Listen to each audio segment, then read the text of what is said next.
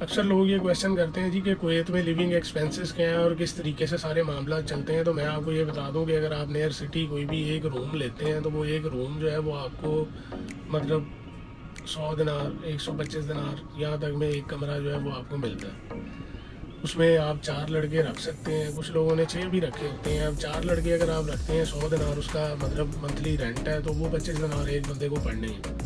4 बंदों की ग्रोसरी जो है वो होनी है और वो लाजिम होनी है, तो उसके भी कोई 20-20 दिनार 15-15 दिनार जो है वो आपको पड़ जाते हैं। बड़ी नॉर्मल चीज़ें, मतलब जो लेबर के वीज़े पे आ रहे हैं वो कोई चिकन मटन तो लेके नहीं आ रहे होंगे, लाजमी सी बात है सब्ज़ी और दालों पे उन्होंने बेचारों ने गुजारा करना होता है।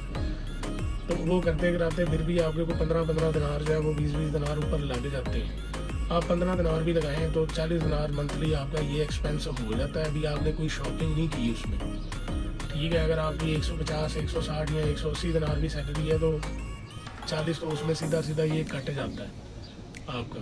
पीछे आपके पास बचते हैं 140 दिनार। अब आपने अपना कोई कपड़ा, कोई जूती, कोई इसके अलावा एक्सपेंसेस, कोई मेडिकल के अखराजात, मेडिकल अगर आपकी कोई तबीयत ख़राब हो जाती है, आप हॉस्पिटल में जाते हैं, बेशक आपकी इंश्योरेंस है, 10 दिनार आपको वो लग जाने ये। और उसके अलावा अब आपके अपने पर्सनल एक्सपेंसेस हैं, आप मतलब कितने पैसे किस जगह पे लगा रहे हैं, क्या चीज़ें आपकी ज़रूरत की है आप ख़रीद रहे हैं, ठीक है। ये चीज़ें अलहदा से होती हैं। तो छोटा सा मैंने एक आपको आइडिया दिया है कि ये एक्सपेंसेस की सूरत हाल होती है। और अगर फैमिलीज़ की मैं बात करूँ, आप फैमिली के साथ आ रहे हैं तो फिर ये होता है जी कि 200-250 दिनार पे आपको फ्लैट जो है वो मिलता है। डिपेंड ये करता है आप कौन सी जगह की सिलेक्शन कर रहे हैं।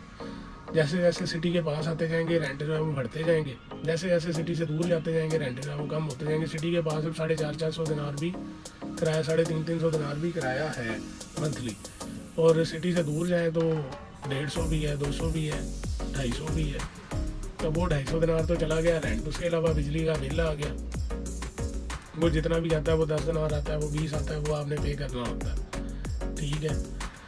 उसके अलावा आपकी अपनी ग्रोसरी आती है, फैमिली है, 2 बच्चे हैं, आप फैमिली के साथ रह रहे हैं तो मतलब कुछ नहीं करते कराते को 50-60 दिनार 70 दिनार की ग्रोसरी जो है वो आपकी आ जाती है। अब इसमें बच्चों का और लवाजमात जो है वो अलग है।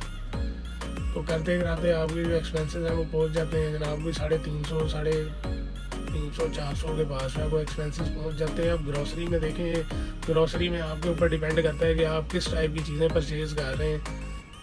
जिस टाइप की चीज़ें परचेज़ करेंगे उस टाइप का एक्सपेंस आपका वहाँ पे होगा। अगर आप लोकल ट्रांसपोर्ट पे आ जा रहे हैं तो आपके 300 प्लस जो है वो एक साइड पे ट्रैवलिंग के लगने हैं, और आते जाते हैं तो 600 प्लस एक दिन का आपका जो है वो आप ट्रैवलिंग एक्सपेंस लगा लें। ट्रैवलिंग एक्सपेंस आपका 600 फिलस हो गया। अगर 600 फिलस होता है तो 10 दिन का हो गया 6 दिनार, और 30 दिन का हो गया 18 दिनार। तो इस हिसाब से आपने अपने एक्सपेंसेस जो है वो कैलकुलेट कर लेने हैं कि यार ये खर्चे इस टाइप के पड़ रहे हैं, और फिर आपने आगे जो भी फैसला है अपना वो करना होता है।